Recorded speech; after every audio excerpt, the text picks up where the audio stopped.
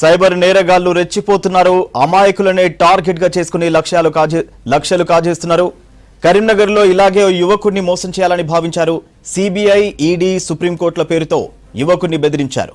Money laundering కి పాల్పడ్డావని, నిన్ను arrest చేస్తామని యువకుడిని బెదిరించారు. ఏకంగా మహారాష్ట్ర ఎన్కౌంటర్ స్పెషలిస్ట్ దయానాయక్ పేరుతో మరో లేఖ పంపారు. చెప్పినట్లు వినకపోతే ఎన్కౌంటర్ చేస్తామని బెదిరించారు.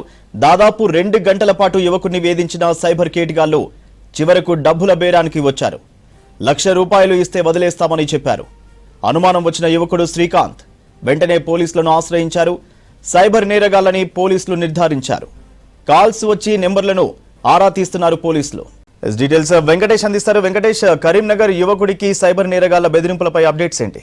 సూర్య, సైబర్ నేరగాళ్లు రోజు రోజుకు సరికొత్త పంతాలను ఆశ్రయిస్తూ మోసాలకు పాల్పడుతున్నారు. ఇటువంటి ఫేక్ కాల్స్ ఇటీవల కరీంనగర్ వాసులకు రావడం ఎక్కువైంది. అందులో భాగంగా ఈ రోజు కరీంనగర్ టవర్ సర్కిల్ లో ఉండే సిల్వేర్ శ్రీకాంత్ కు వచ్చిన ఫేక్ కాల్ కూడా అట్లాంటిదని చెప్పొచ్చు. ఏకంగా సిబిఐకి సంబంధించిన లెటరు, ఈడీకి సంబంధించిన లెటర్, సుప్రీంకోర్టు జడ్జిమెంట్ లెటర్ ను కూడా వాళ్ళు ఫేక్ లెటర్లు తయారు చేసి ఆ యువకునికి పంపించి ఏకంగా వీడియో కాల్స్ లో బెదిరించిన ఘటన ఇది.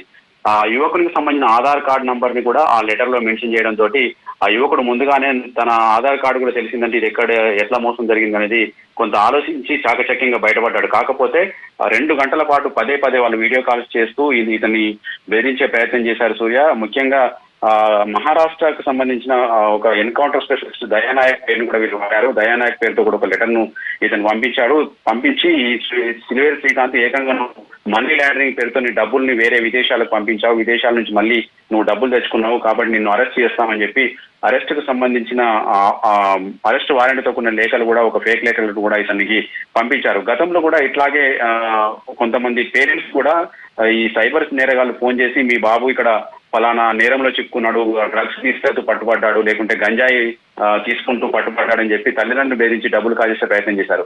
గతంలో కూడా ఇట్లాగే కొంతమంది వాళ్ళు ముందుగా మోసపోయి డబ్బులు పంపించడం లాంటి సంఘటనలు కూడా జరిగినాయి. కొందరు పేరెంట్స్ ఇదేదో మోసం కాలుందని చెప్పి పోలీసులను ఆశ్రయించి వాళ్ళ బారి నుంచి బయటపడ్డారు. ఈ రోజు శ్రీకాంత్ కూడా ఇతను సాధారణంగా ఒక చదువుకున్న వ్యక్తి, సింగర్ గా పనిచేస్తారు, ప్రైవేట్ ఈవెంట్ ఆర్గనైజర్ గా పనిచేస్తారు.